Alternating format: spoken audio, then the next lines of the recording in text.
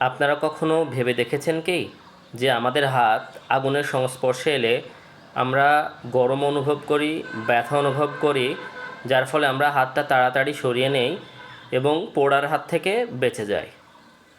কিন্তু সেম আগুনে রান্না করা গরম খাবার আমরা খাওয়ার সময় গলা দিয়ে নামার পরে আমরা আর সেরকম গরম অনুভব করি না বা ব্যথাও অনুভব করি না। এটা কি শুধুমাত্র কাকতালীয় বিষয়, নাকি এর পেছনে রয়েছে আল্লাহর কুদরত?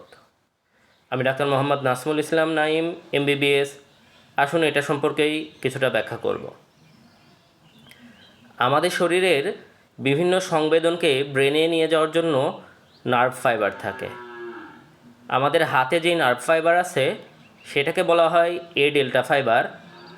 এগুলা ফাস্ট কন্ডাক্টিং ফাইবার, মানে হলো কোনো সংবেদন এই ফাইবার দিয়ে খুব দ্রুততার সাথে আমাদের ব্রেনে পৌঁছে যায় এবং ব্রেন তার বিরুদ্ধে একটা কমান্ড পাঠায় এবং সেই অনুযায়ী কাজ করা হয়।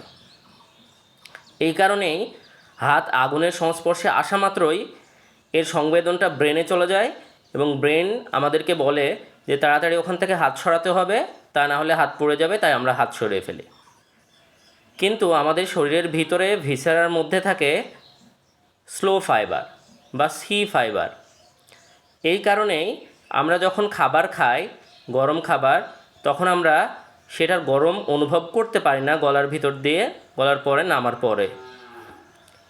আচ্ছা, একটা বার চিন্তা করে দেখুন তো, আমাদের হাতে যদি থাকতো স্লো ফাইবার আর ভিসেরাতে যদি থাকতো ফাস্ট কন্ডাক্টিং ফাইবার, তাহলে বিষয়টা কী হয়ে যেত?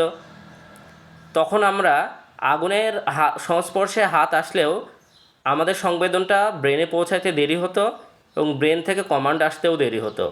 ততক্ষণে আমাদের হাত আগুনে পুড়ে যেত।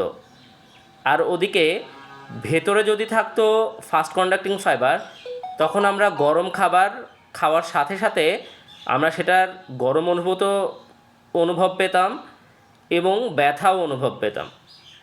তখন আমরা গরম খাবার কোনোভাবেই খেতে পারতাম না। এটা তো আর আসলে এমনি এমনি হওয়া সম্ভব না। এর পেছনে রয়েছে আল্লাহর কুদরত। আজকে এ পর্যন্তই। পরবর্তীতে আবার দেখা হবে নতুন কোনো ভিডিওতে। আসসালামু আলাইকুম।